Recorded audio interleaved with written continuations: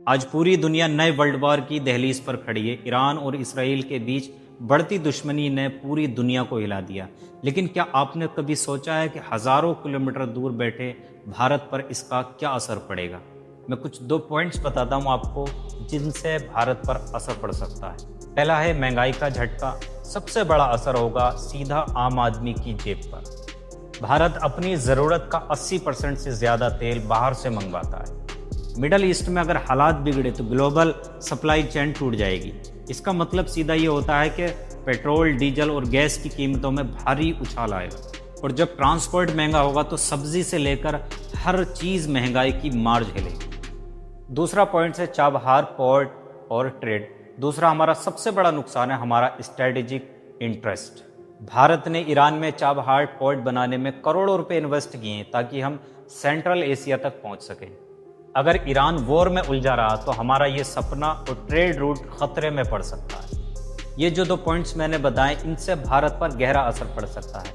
और एक सबसे बड़ा सवाल, जब दुनिया में बम गिर रहे होते हैं तो लोग सोशल मीडिया पर इतनी खुशी क्यों मना रहे होते हैं? क्या वो ये नहीं जानते कि हम जिस देश में रहते हैं कहीं ना कहीं हमारा उस देश का ताल्लुक किसी न किसी देश से रहा होगा, तो हमारी अर्थव्यवस्था पर और हम पर या हमारी जेब पर क्या सीधा असर पड़ सकता है? क्या उन्हें नहीं पता कि इसका नुकसान हमारे देश को भी हो सकता है? जब इंपोर्ट बिल बढ़ता है तो रुपया गिर सकता है, फॉरेन इन्वेस्टर डर कर पैसा निकाल सकते हैं, शेयर बाजार गिर सकता है। अगर समुद्री रास्तों पर तनाव बढ़ा तो इंपोर्ट एक्सपोर्ट महंगा हो सकता है। भले ही वॉर वहाँ हो रहा हो लेकिन आर्थिक झटका यहाँ भी महसूस हो सकता है। भारत के लिए ये धर्म संकट जैसा 2008 के बाद जब अमेरिका ने ईरान पर प्रेशर बढ़ाना शुरू किया। इसका असर ये हुआ कि इंटरनेशनल बैंक ने ईरान के साथ ट्रांजैक्शन बंद कर दिए। भारत को ईरान को तेल के पैसे देने में दिक्कतें आने लगी।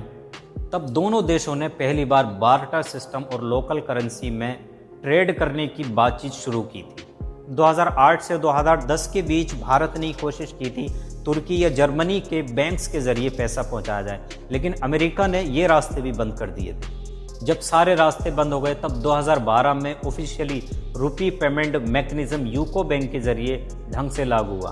उस समय ईरान ने हमें अपनी ही करेंसी यानी कि रुपए में तेल देना शुरू किया था। हमें ये समझना चाहिए कि वार से फ़ायदा कम नुकसान ज़्यादा होता है, इंसानियत का भी और अर्थव्यवस्था का भी।